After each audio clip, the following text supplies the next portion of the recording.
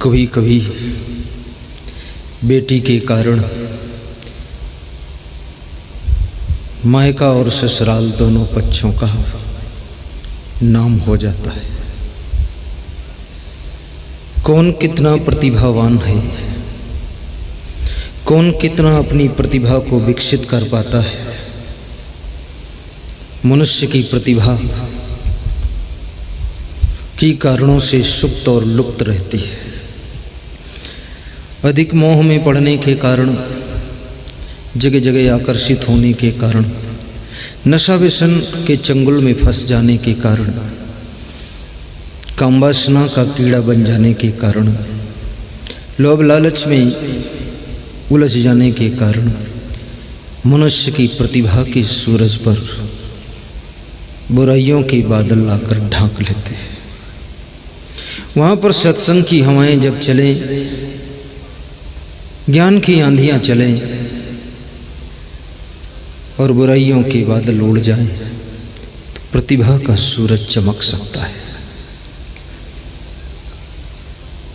हर मनुष्य बहुत बड़ी सामर्थ्य लेकर पैदा होता है। कितनों की जिंदगी माया मोह में उलझ जाने के कारण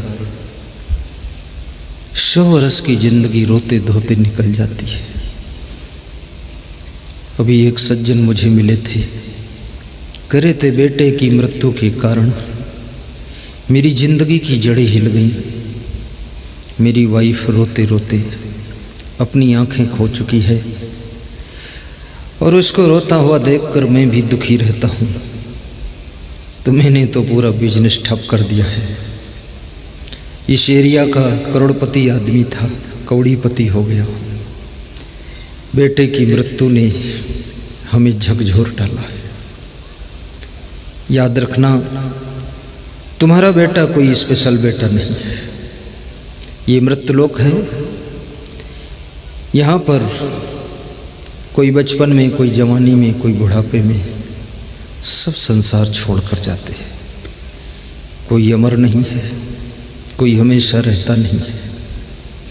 तुम कहते हो मेरा बेटा है, लेकिन इस प्रकृति को कोई पता नहीं कौन किसका बेटा, कौन किसका बाप, कौन किसकी पत्नी, कौन है आप। वहाँ तो एक क्रम है, रूल है। उस रूल के अंतर्गत आपको जाना पड़ता है। जिनसे संयोग हुआ है उनके साथ वियोग भी होगा, और संयोग यदि सुखद है तो वियोग दुखद जरूर होगा। संयोग में यदि दुख लग रहा है तो वियोग सुखद लगेगा। जो लोग जिंदगी में मिले हैं, यदि उनसे आपको पीड़ा हो रही है तो उनका वियोग होने पर आपको सुख लगेगा। उनकी मृत्यु हो जाए तो तुम कहोगे चलो एक कांटा और निकल गया, ये भी पीड़ा बना हुआ था। लेकिन जिनके संयोग से तुमको प्रेम मिल रहा है, सुविधाएं मिल रही हैं, सम्मान मिल रहा है, सहयोग मिल रहा है, उनका वियोग तुम्हें झकझोर डालता है। मोह, माया का प्रभाव। इस दुनिया में कितने लोग इस मोह माया में प्रभावित होकर आत्म विकास, अपनी प्रतिभा का विकास, बौद्धिक विकास, आत्मिक विकास, आध्यात्मिक विकास, सब ब्रेक लगा देते हैं।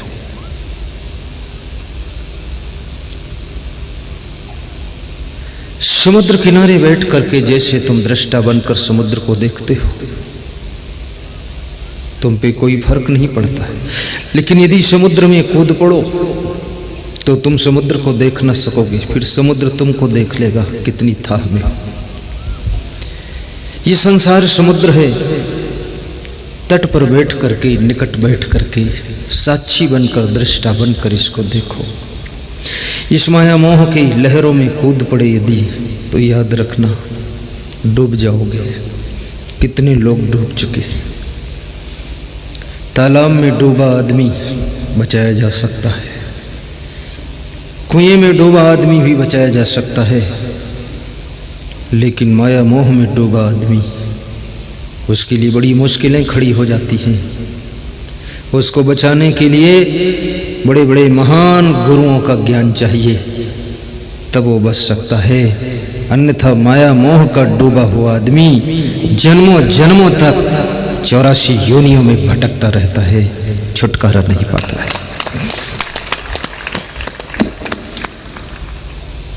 किसी के सुंदर रूप को देख करके तुम आकर्षित होते हो।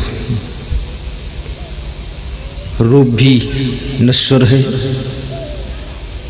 और जिसका रूप है उसका शरीर भी नश्वर है। रूप परिवर्तनशील है। जो लोग 18 साल की उम्र में बड़े सुंदर दिखाई देते हैं, 48 साल की उम्र में बंदर दिखाई देते हैं। वे खुद भी शीशा नहीं देखते हैं, मुंह नहीं देखते हैं दर्पण में। कोई 80 साल की बूढ़ी दीदी दादी कभी भी ज़्यादा शीशा नहीं देखती है।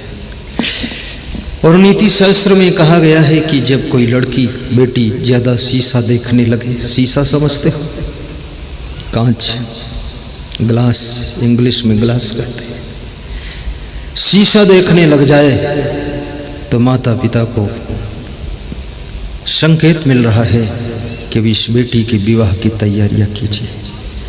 लेकिन माता पिता भी नीति शास्त्र पढ़ते नहीं हैं, उनको मालूम भी नहीं क्यों शीशा देख रही है। ये शास्त्रों में बहुत गहराई से लिखा गया है। और जो व्यक्ति फैशन करने लग जाए, वह उसके अंदर संसार की भोगों की लालसा जागृत हो चुकी है। जल्दी से उसका विवाह कीजिए, अन्यथा आपके नाम पर धब्बा आ सकता है, ऐसा शास्त्र विचार कहते हैं। और जो किसी भी उम्र में ना तो फैशन में आकर्षित है, ना किसी रूप सौंदर्य में आकर्षित है, मीडियम रहता है, मध्यम रहता है, बहुत वैज्ञानिक दिमाग का होगा, उसका माइंड, उसकी बुद्धि, उसकी सोच बड़ी विचित्र होगी। विशेष खोज करेगा। जो मान सम्मान के भी चक्कर में नहीं पड़ता है, अपने नाम से भी ऊपर उठता है।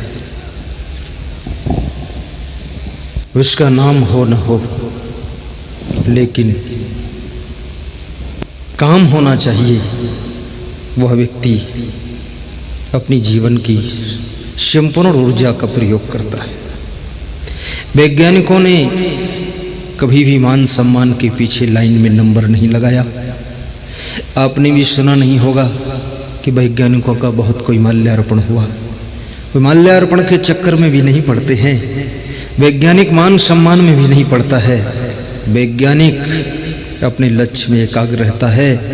न उसे अपमान का डर है, न सम्मान की चाह है, न अभिमान की राह है। वो बहुत ऊंचे शिखर को छूता है। तुम्हारा यश अपने आप फैलेगा।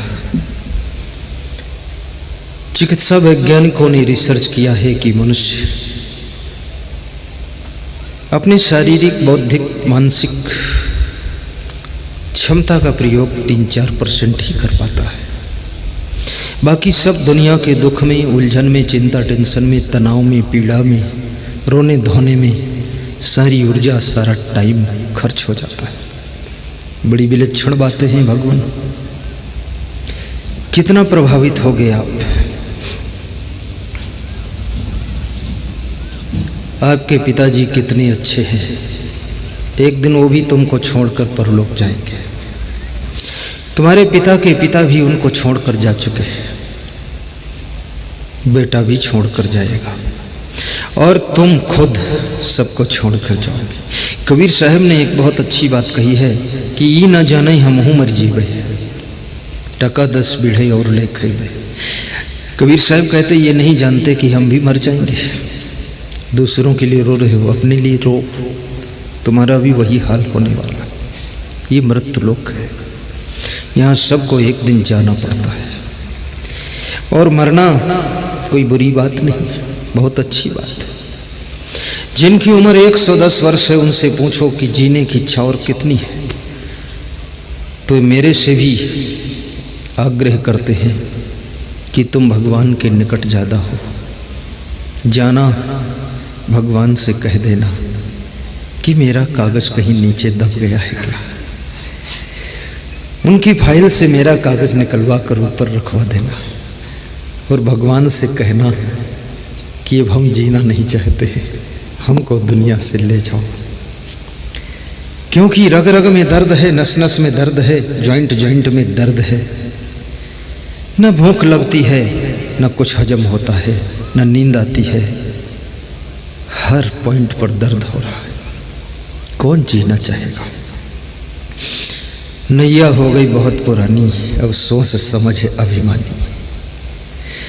कई बार शरीर तो बहुत कमज़ोर हो जाता है, लेकिन मनुष्य का अभिमान कमज़ोर नहीं होता है। रस्सी जल गई पर ऐंठन नहीं गई, ऐंठन वही रहती है, पर रस्सी में अब दम नहीं है। अब रस्सी किसी को बांध नहीं सकती है।